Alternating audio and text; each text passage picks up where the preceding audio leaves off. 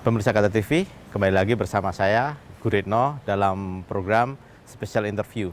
Kali ini saya akan wawancarai Bapak Menteri Sosial, Bapak Juliari Batubara.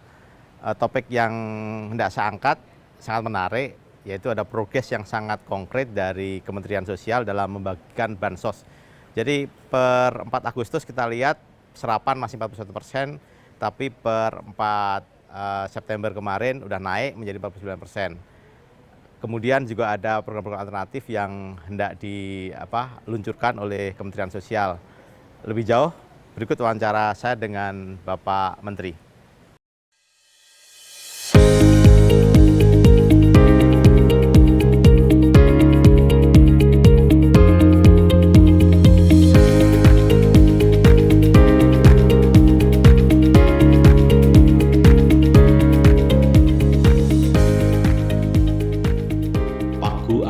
Kemensos untuk 2021 ada kenaikan, namun jumlahnya lebih kecil dibandingkan 2020.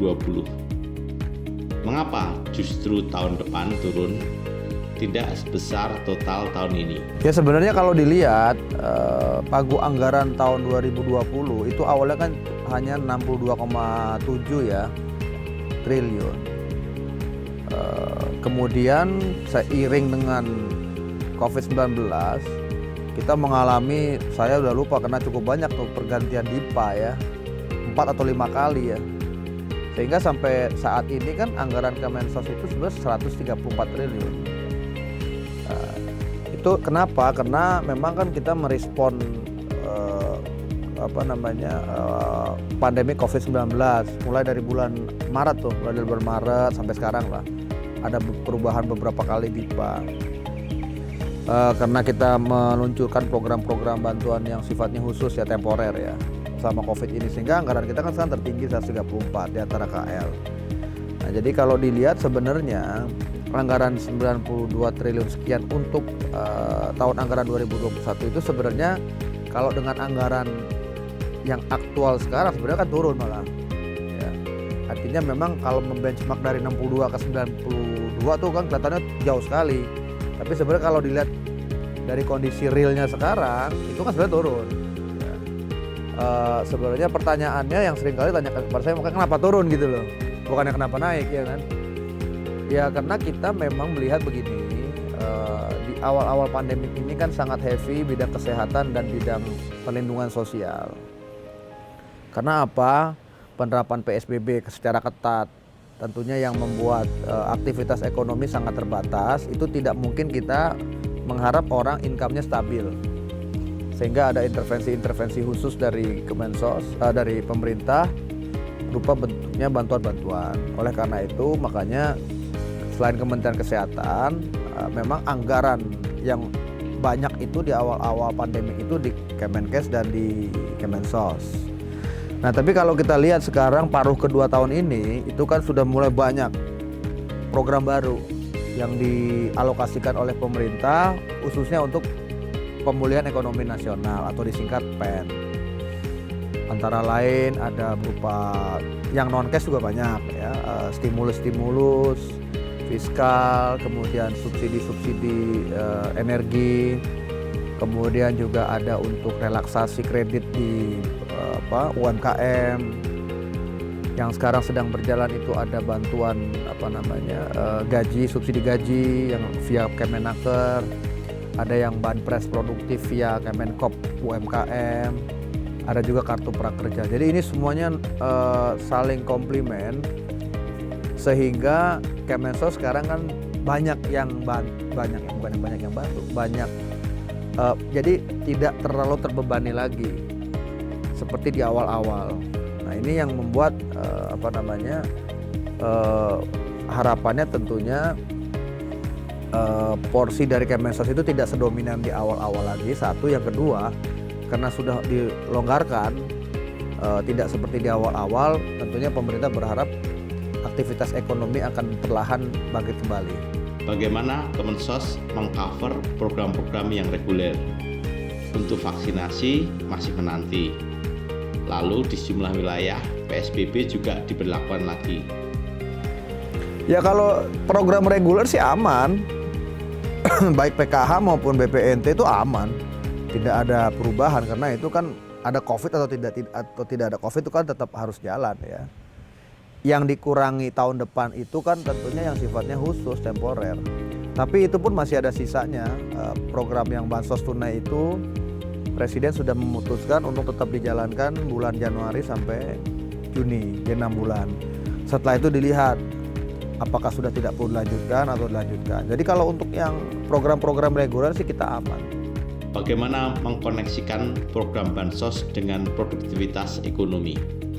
Ya saya kira kita lihat saja ya, memang yang kalau kita lakukan di awal-awal yang berupa cash, ini ya apa namanya itu, cash assistance ya, yang bantuan sosial berupa tunai, itu kan memang sebenarnya untuk menciptakan, mengurangi, membantu beban mereka dan tentunya juga secara tidak langsung meng-create demand ya. Namun kan harus seimbang antara demand dengan supply. Nah, kemudian kalau kita lihat yang itu yang bantuan sosial berupa in cash ya. Kemudian kalau bantuan sosial berupa in kind yang seperti kita masih jalankan di Jabodetabek sembako, itu kan juga sebenarnya secara langsung itu kan menimbulkan aktivitas ekonomi. Artinya sekian banyak mitra kita dan juga mitra itu memiliki pemasok, itu kan sebenarnya kegiatan ekonomi. Transporter, ya, gudang-gudang, itu juga sebenarnya kegiatan ekonomi. Jadi memang saya kok kurang sepakat dengan banyak juga ahli yang menyampaikan harusnya bentuknya cash semua. Saya pikir ini juga kurang tepat ya. Artinya tidak bisa dipukul rata semua karena cash saja iya kalau dia spend, ya kan? Kan kita nggak tahu juga ya kan, dikasih uang pasti dibelanjakan atau tidak. Kalau dia ternyata dia buat nabung, kan tidak terjadi demand juga, tidak terjadi konsumsi juga. Oleh karena itu harus imbang. Kayak saya kira kita tidak perlu berdebat, itu pasti akan berdampak ya bagi yang membutuhkan. Tapi juga harus ada bantuan-bantuan sosial yang berupa barang, karena ini kalau kita lihat size-nya besar, juga dampaknya adalah membuat jadi ada kegiatan ekonomi juga, karena itu yang kita lihat di lapangan, Mas. Jadi korelasinya ya menurut saya harus imbang antara dengan bentuk tunai, dia bisa belanjakan ke bawah, kemudian jadi bentuk barang. Hanya masalahnya kalau bentuknya cash dia belanjakan, tapi misalnya kita perketat lagi, PSBB total atau istilahnya lockdown atau apapun, itu kan tentunya juga sulit juga, mereka mau belanja kemana kan gitu ya kan. Sementara semuanya ditutup begitu kan, ini juga hati-hati juga. Nah makanya kombinasi itu. Di Kulon Progo, bantuan sosial dapat dikonversikan menjadi penggerak ekonomi masyarakat. Bagaimana kisahnya? Sebenarnya mungkin karena saya pas lagi Kulon Progo aja ya. Saya sih yakin ya di daerah lain juga ada yang seperti itu. Jadi yang saya temui di Kulon Progo itu ini sebenarnya dari yang program kartu sembako BPNT ya, bantuan pangan non tunai. Jadi yang uang yang 200.000 yang kita berikan ke penerima manfaat itu pada saat mereka belanjakan di e-warung yang ada di Kulon Progo, saya tanya, itu hampir bisa dibilang semua bahan makanannya itu dari mulai beras, telur, sayur-sayuran, daging ayam, ikan, itu semuanya dari Kulon Progo. Jadi saya sangat senang dan sangat mengapresiasi sekali. Ini juga terkait mengenai leadership, Mas. Jadi leadership kepala daerah itu sangat penting. Jadi kadang-kadang kan rakyat kita ini kan tidak bisa seperti autopilot ya.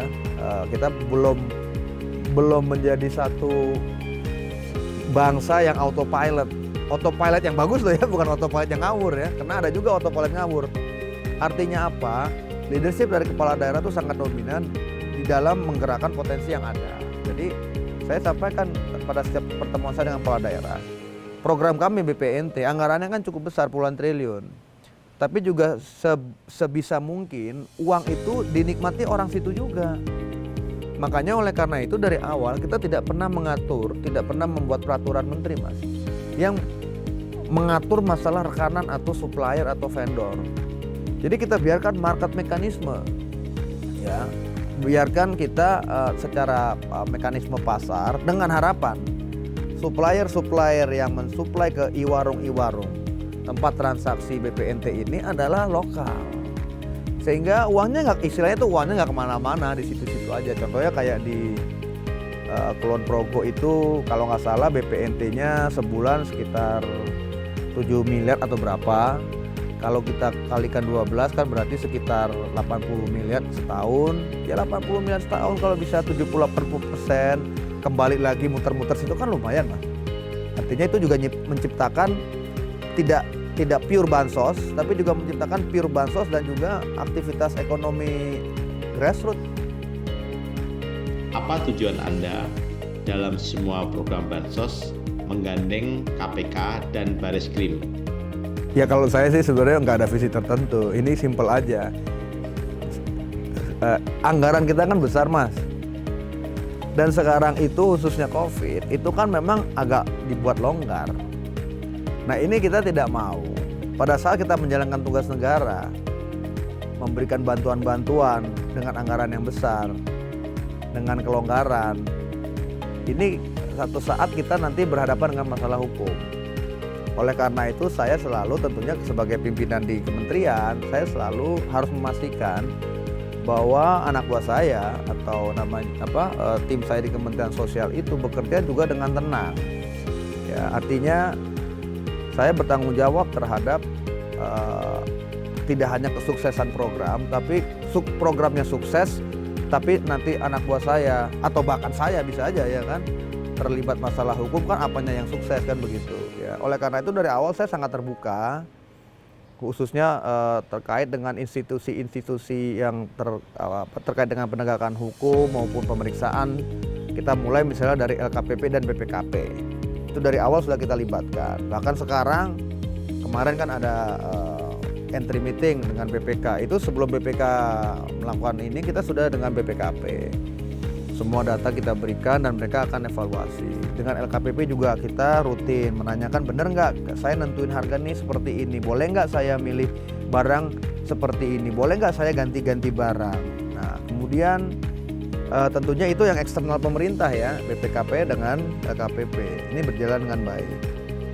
Ya kadang-kadang nambahin kerjaan juga, tapi ya saya bilang sama tim saya, udahlah ini untuk kita semua juga. Kemudian tentunya dengan yang eksternal, dengan KPK, Polri dan Kejaksaan, saya juga cukup rutin komunikasi terbuka dan selalu minta kepada tim saya khususnya APIP ya, Inspektorat Jenderal, untuk juga ada hubungan.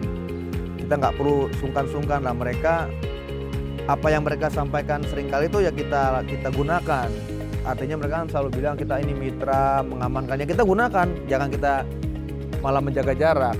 Oleh karena itu kami tidak pernah segan-segan, saya tidak pernah segan-segan untuk mengawal untuk meminta mereka untuk masuk dan juga membantu mengawal. Jadi ini tentunya berbanding lurus Mas dengan besarnya anggaran yang diberikan kepada kita dan kelonggaran aturan yang juga diterapkan, sehingga kita tidak ingin satu saat nanti bermasalah dengan hukum. Nah tentunya yang saya selalu sampaikan kepada diri saya sendiri dan kepada tim saya, yang penting kamu jangan terima uang, kan begitu ya. Terima uang, kena OTT itu kita semua nggak bisa apa-apa, karena itu sudah masuk ke ranah pidana ya kan. Tapi kalau masalah administrasi itu semua bisa diperbaiki. Dan gimana diperbaikinya, gimana taunya itu administrasinya yang sesuai dengan ketentuan, ya ke mereka kan begitu, ke BPKP, ke LKPP. Jadi dua sisi ya. Terkait masalah administrasi, kebijakan, saya kira nggak usah khawatir. Saya bilang itu nggak akan bisa dikriminalisasi. Kacau negara ini kalau setiap kebijakan harus dikriminalisasi, kan kacau balau ya kan. Nah, administrasi juga nggak usah khawatir, itu tidak ada pidana yang aneh-aneh. Namun kalau kamu misalnya, atau saya juga ya, misalnya di luar ada serah-serah terima uang apa, ya itu sudah masuk ke ranah pidana umum. Nah jadi ranah pidana korupsinya. Jadi saya kira itu dalam rangka itu Mas. Artinya yang penting tim saya bisa bekerja dengan tenang. Selama mereka tidak ada niat untuk melakukan korupsi, jalan saja, termasuk saya juga. Dan kedua tentunya juga untuk memberikan message kepada publik bahwa apa yang kita lakukan ini juga tidak ibaratnya tidak selonong sendirian gitu, nyelonong sendirian, nih ada pihak-pihak yang mengawasi begitu. Terkait bansos yang terbaru, serapan mencapai 97,5%. Mengapa yang disorot media justru yang 2,5%? Bagaimana Kemensos meresponnya? Ini kan kadang-kadang rancu dan kadang-kadang orang kan asal ngomong tanpa bukti-bukti yang pasti. Contohnya gini Mas, saya sudah mendaftar tapi tidak terima bantuan. Saya pastikan lagi, belum tentu memang yang sudah mendaftar pasti menerima bantuan. Kenapa? Pertama, mendaftar itu kan namanya juga mendaftar. Artinya dari kayak ini, kita daftar sekolah udah pasti terima atau belum? Kan belum tentu ya kan. Daftar dulu, setelah itu dari daftar kan ada proses apa namanya itu ya, proses verifikasi lah dan validasi. Nah kemudian kedua, itu pertama. Yang kedua, setiap program ada batasannya. Artinya Kemensos juga tidak mungkin semua yang minta kita layani. Ya. Artinya apa? Yang saya selalu sampaikan ke pemerintah daerah, kalau tidak bisa layani pemerintah pusat, ya sebaiknya kamu yang layani. Nah, ternyata juga kemarin waktu di KPK juga gitu, cuma media kan selalu kan ngambilnya yang ucapan pertamanya aja kan, biasa gitu ya kan. KPK sendiri mengakui dari 1.000 sekian, lebih 50% itu ternyata yang melapor itu sudah ikut program bansos reguler. Ya kan, 1.000 sekian 77 lapor. Ternyata 1.000 sekian itu separuh lebihnya adalah penerima manfaat PKH atau BPNT. Jadi dia maksudnya kan dia iseng-iseng berhadiah Mas, ya kan, dia kan daftar nih, siapa tahu gue dapat lagi kan gitu. Jadi kalau media kan nangkep yang atasnya aja kan gitu ya kan. Tapi itu oke lah, saya nggak mau ribut. Nah kemudian seringkali juga saya sampaikan, saya ini kasih misalnya satu tempat, satu RT 100 sembako ya. Yang ribut 5 orang. Seringkali kan yang diliput yang 5 orang ya kan, yang 95-nya enggak. Tapi saya kira TNP 2K juga kalau salah melakukan survei juga. Kami sih yakin Mas dari awal itu bahwa kita itu mayoritas pasti tepat sasaran. Itu yang saya tadi bicara aspek teknis. Kita kasat mata saja Mas, berapa sebenarnya yang terdampak COVID ini? Banyaknya luar biasa, ya kan? Jadi tidak hanya yang 40% terbawah aja. Kalau selama ini kan tugasnya Kemensos pokoknya kamu ngurusin yang 40% terbawah. Kamu bisa berapa dari 40%, 20%. Tapi 20% dari 40% terbawah. Saat ini Mas, yang terdampak itu udah lebih dari 40% Mas. Artinya apa? Saya selalu bilang ke tim saya, sekarang itu yang paling aman tuh cuma satu PNS. Dia aman. Gajinya nggak dipotong, tunjangannya nggak dikurangi, paling eselon 21 aja yang kemarin nggak dapat THR, itu kan cuma sekali lah, 1 kali gaji. Kedua, anggota TNI, anggota Polri, dan mungkin pegawai BUMN. Pegawai BUMN ya 75% aman lah. Tapi kalau PNS, TNI, Polri kan 100% aman. Jadi yang tidak terdampak itu sebenarnya yang di luar ini semua mungkin dikurangi ya I don't know 5% yang ultra kaya. Yang mungkin kekayaannya di atas 50 miliar misalnya. Jadi itu aja Mas. Jadi kalau mau bicara, jangan nanya siapa yang terdampak, siapa yang tidak terdampak. Tadi anggota PNS, TNI, Polri itu udah pasti nggak terdampak, income-nya tetap nggak dikurangin sedikit pun. Setelah itu pegawai BUMN. Saya kira BUMN untuk mem-PHK ribuan tuh hampir bisa dibilang pasti dicegah lah. Ya. Setelah itu mungkin yang 5% yang terkaya gitu loh. Nah di antara itu Mas, itu pasti terdampak semua. Terdampak semua pengusaha yang dulu mungkin punya pabrik, sampai sekarang nggak bisa jalan. Dia terdampak nggak? Terdampak. Dia punya tabungan nggak? Punya. Tapi lama-lama dia gaji pegawainya, bayar utility perusahaannya, bayar cicilan ke banknya dari tabungan. Lama-lama bisa habis tabungannya? Ya bisa. Kalau udah habis gimana? Ya pilot, bangkrut. Nah jadi saya kira kita juga harus mengedukasi masyarakat terkait, kan juga ada misalnya orang yang selentingan bilang ini bantuan sosial kok banyak amat gitu. Orang dari pusat aja macam-macam, Kemensos, Kemendes, sekarang Kemenkop, Kemenaker, Kartu Prakerja, ada provinsi, ada kabupaten kota. Memangnya segitu terdampak? Ya udah kita balikin lagi. Siapa yang nggak terdampak? Kita urai. PNS 4 juta, TNI Polri nggak tahu berapa misalnya 1 juta lebih ya kan, sama pegawai BUMN plus 5% mungkin yang paling kaya. Selebihnya itu terdampak semua, Mas. Nah, jadi kalau menurut saya itu jangan pernah terlalu menghitung-hitung lah ya kalau soal kita lihat di negara luar juga bansos-bansosnya juga kan agresif juga. Ini kan sifatnya semua temporer. Secara global muncul wacana penerapan Universal Basic Income atau UB. Di Indonesia, wacana ini juga bangkit. Ada peluang dari PKH adalah embrio untuk menjadi UB. Anda melihatnya bagaimana? Saya kira kan PKH ini udah matang ya. Ini program yang sudah matang. Ya, tinggal kita sempurnakan saja. Isunya mudah. PKH ini mau kita perluas atau tidak? Ya, sekarang 10 juta keluarga. Tinggal keputusan presiden. Mau 5 juta tambah 15 juta kita siap, datanya ada. Mau tambah 10 juta, 20 juta kita siap, datanya ada. Dan terkait data, Mas, yang saya ingin sampaikan juga tahun depan akan ada anggaran buat kita yang cukup signifikan untuk melakukan pemutakhiran data.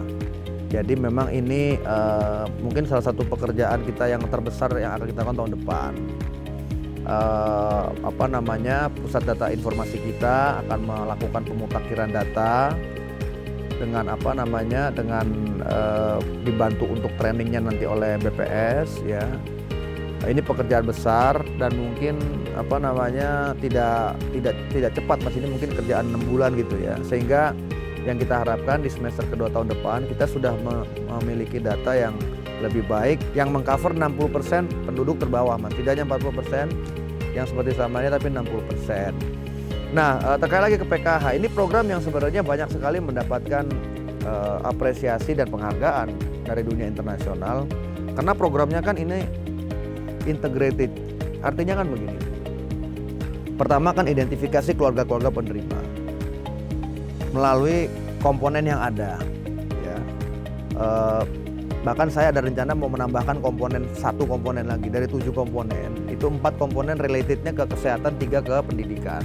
Kesehatan itu ibu hamil, anak usia dini, disabilitas dan lansia. Sisanya anak SD, SMP, SMA. 7. Saya mau nambahin satu lagi itu yang terkait dengan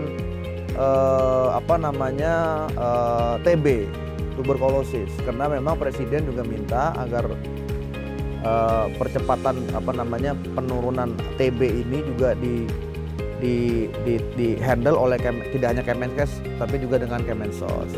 Nah, kemudian itu antara lain mungkin bentuk penyempurnaannya. Nah, kembali lagi ini kan bantuan bersyarat.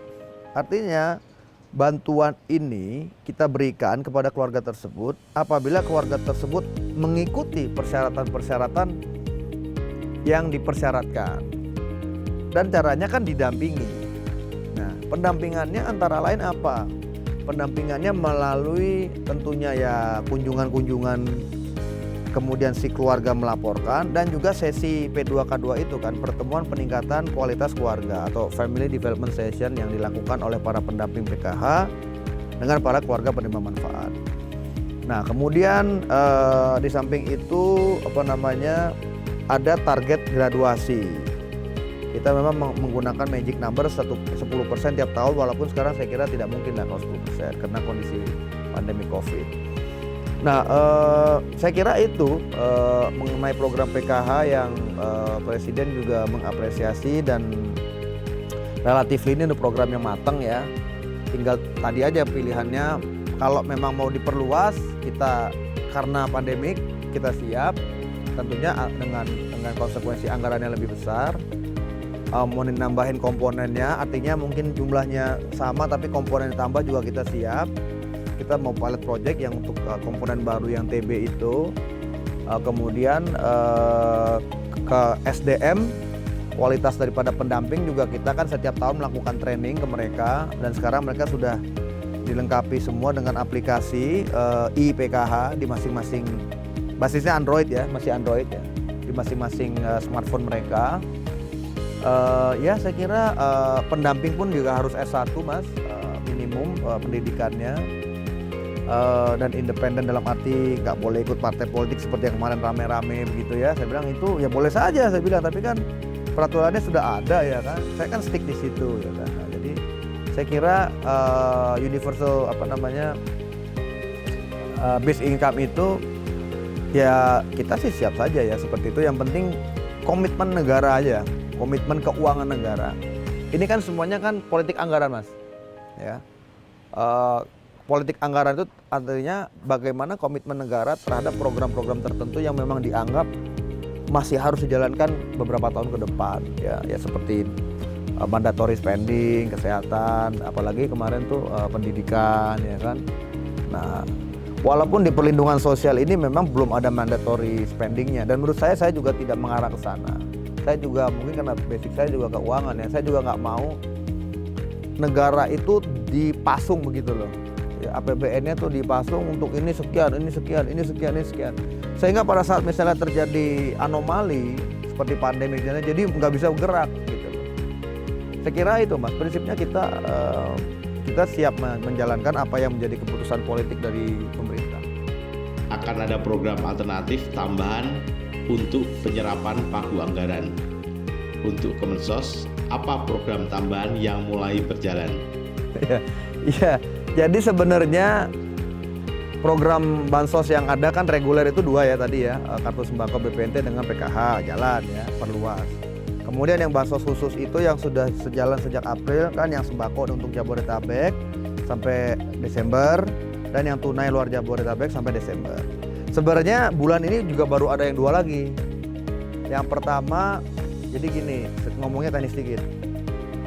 Di penerima manfaat BPNT kartu sembako itu kan 20 juta.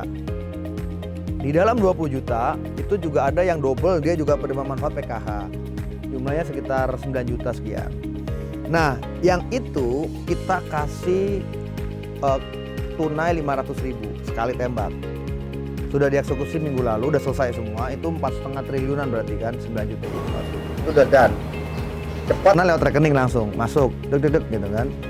Nah, yang tidak dapat cash 500.000, artinya yang 10 jutanya, yang sisanya kita kasih beras.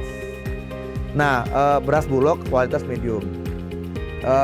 Banyak juga pertanyaan, kenapa enggak udah 500.000 buat semua tambah. Nah, ini juga saya kan juga harus tidak mikir gampangnya saja. Artinya bagaimana mengkait-kaitkan gitu kan.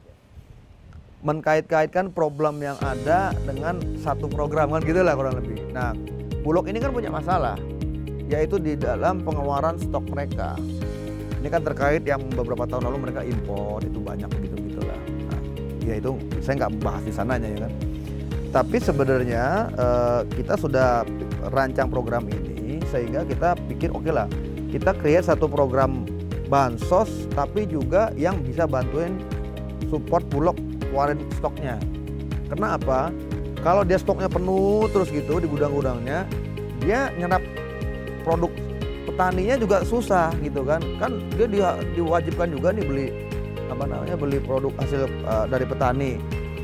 Nah, oleh karena itu dalam 3 bulan ke depan, Mas, kita akan menyerap 450.000 ton beras Bulog kualitas medium untuk kita bagikan ke 10 juta KPM PKH. Nah, jadi itu saya selalu bilang, itu jangan lihat hanya pure bansos berasnya saja, tapi juga untuk membantu teman-teman Bulog mengeluarkan stoknya sehingga dia bisa beli lagi dengan banyak gitu. Sehingga sebenarnya program bansos beras ini juga menambah kesejahteraan petani juga gitu loh. Sehingga ini keluar, ini masuk gitu kan, ini keluar. Bulognya dapat duit gitu kan untuk beli lagi, saya dapat barang untuk saya bagi-bagi kan gitu. Jadi 2 program ini sekitar 10 triliun lah tambahannya. Petugas di lapangan potensial terpapar COVID-19. Adakah strategi khusus untuk mereka? Oh iya, saya kira ini memang nggak mudah ya Mas ya. Kondisi yang serba tidak pasti ya, artinya resiko kan sekarang sudah kita nggak tahu ya, kita juga nggak tahu ya kan. Kalau di lapangan itu kan siapa yang carrier siapa enggak kan kita nggak tahu ya kan. Saya kira yang pertama pasti harus proteksi diri ya, minimum masker. Begitu ada kesempatan untuk cuci tangan pakai sabun, nih kulit saya sampai hancur-hancuran kayak gini karena dihantam hand sanitizer sama sabun terus ya kan. Tetap harus dilakukan, dan tentunya kita hindari yang kerumunan. Artinya sebisa mungkin bagi pendamping atau petugas kita di lapangan tuh, kita pada saat pembagian apapun, begitu melihat gelagatnya akan menumpuk, segera langsung action, langsung diurai begitu. Saya kira tetap itu Mas, sekarang itu narasi yang tetap harus kita bangun adalah kesehatan yang paling utama. Ya, begitu kesehatannya membaik, pasti ekonomi juga membaik. Ya, tidak ada yang lebih utama mana begitu. Tapi kesehatan saya kira terkait juga dengan para petugas kita di lapangan itu, saya selalu menjadi concern saya agar mereka juga jangan sampai puluhan ribu pasukan kita di lapangan ini nanti sebagian besar terpapar, sehingga tentunya Mas gimana pun juga program kita ini kan eksekusinya mereka juga.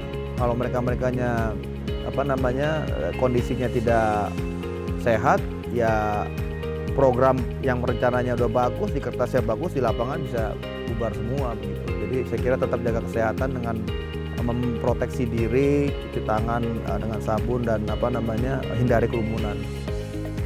Selama pandemi COVID-19 ini, bagi Anda hal-hal apa yang dapat dipetik sebagai... Saya tuh kalau sore, kan saya nggak tinggal di sini. Cuma rumah saya nggak jauh dari sini. Kalau saya udah nggak ada rapat lagi, rapat sore atau malam, itu biasanya saya ngajak anak saya main sepeda di sini. Ya keliling-keliling kompleks gitu. Anak saya kan ada 2 masih kecil-kecil. Yang saya pikir kalau kondisi normal nggak mungkin ya. Ya dia juga mungkin sibuk urusan sekolah, saya di kantor. Ya mungkin hikmahnya itu jadi lebih dekat aja ya. Secara fisik ya ya kita nggak berharap begini terus lah, kita berharap kembali normal. Tapi mungkin yang saya rasakan signifikan nih perbedaannya selama masa pandemik yang mengharuskan kita sering bekerja dari rumah itu, jadi agak lebih sering main sama anak. Ntar anak saya tiba-tiba nih lagi ada ini aja mereka nih datang ke sini kan. Makanya saya harus main sepeda gitu. Ya kita masih makan gini juga nggak apa-apa main sepeda gitu. Ya mungkin itu yang menarik lagi ya di lapangan itu ya banyak ya, artinya pada saat awal-awal PSBB tuh kan saya kan sekarang udah rada nggak berani. Dulu awal masih berani masih nekat. Sekarang mikir makin ini kan. Itu memang nggak mudah Mas menerapkan kebijakan-kebijakan seperti lockdown itu, karena bicara di Jakarta ya, perkotaan ya, itu bisa satu gang nggak ada cahaya, gelap, masuk ternyata banyak pintu di dalam pintu itu bisa 2, 3, 4 keluarga dalam situ, tidurnya di sini kan, tidur sini tuh situ udah toilet gitu kan. Saya bilang ini kalau di lockdown artis sebenarnya loh ya, lockdown blok gitu ya, waduh itu bisa dibayangkan ya, bisa menimbulkan konflik sosial loh. Karena orang di rumah nggak ada income, ya kita kasih sembako berapa lah ya kan, bertahan berapa lama, nggak bisa keluar, nggak boleh rame-rame, sirkulasi udaranya nggak bagus, cahaya, wah itu saya udah nggak ngebayang. Saya kan masuk Cakung Timur, Papanggo, kemudian di mana tuh namanya tuh di Cengkareng sana, wah saya kan amati gitu ya. Wah ini kalau di lockdown saya bilang bisa kerusuhan loh di situ. Jadi memang artinya pemerintah level apapun memang sebelum memutuskan satu kebijakan yang impactful itu benar-benar harus melihat kondisi di lapangan, harus benar-benar. Artinya kita lihat dulu lapangan mungkin atau tidaknya satu kebijakan itu diambil. Demikian pemirsa Kata TV, wawancara saya dengan Bapak Menteri Sosial Pak Juliari Batubara. Sampai ketemu dan jumpa lagi dalam special interview dengan narasumber yang lain dan dengan topik-topik yang tidak kalah menariknya. Sampai jumpa.